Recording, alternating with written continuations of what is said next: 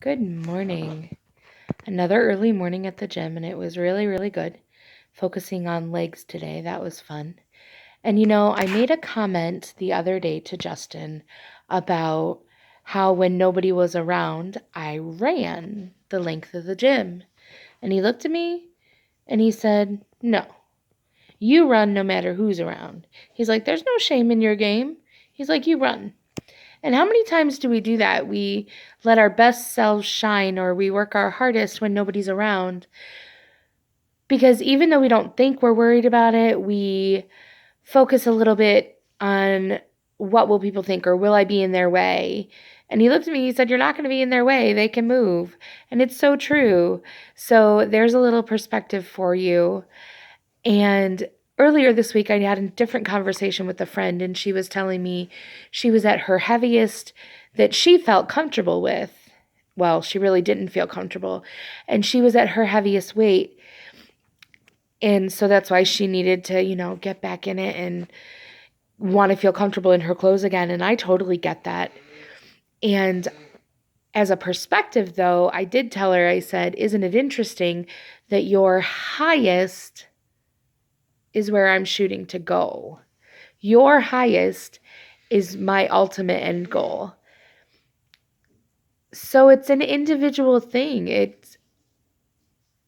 could let the fact that her highest and her uncomfortable point is where I want to be. I could let that affect me. I could let that be depressing, but it's not in any way, shape, or form. I want to cheer her on and where she's at and where she wants to be in the same way she's cheering me on. And I saw a quote the other day. It said, "Be the woman who fixes another woman's crown without telling the world that it's crooked." I have so many friends like this who do. They come alongside you and they help fix your crooked crown, and they don't tell the world, "Hey, look what I'm doing." They don't go around saying, "Look how she was, and now because of me, look at how she is." But I want to take that one step further. It's not only about not telling the world that the crown was crooked, but it's also about not making the person feel broken.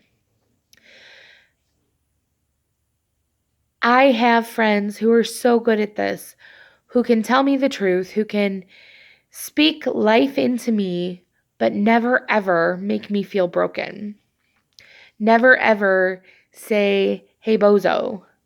I mean, they might say, "Hey, bozo," to get my attention, but not in a way that's going to break me down. In the way that they do it, it builds me up. And that's what we want to strive for. If you haven't noticed, I'm all about encouraging other people. I'm all about using your energy for a positive way and in positive ways. Don't tear other people down. Just don't do it. So, how can you contribute to the world around you today? How can you straighten another person's crown? It doesn't have to be another woman. There's men in this world. They all need encouragement too.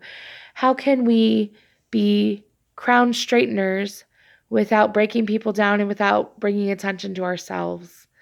So, have a fantastic day.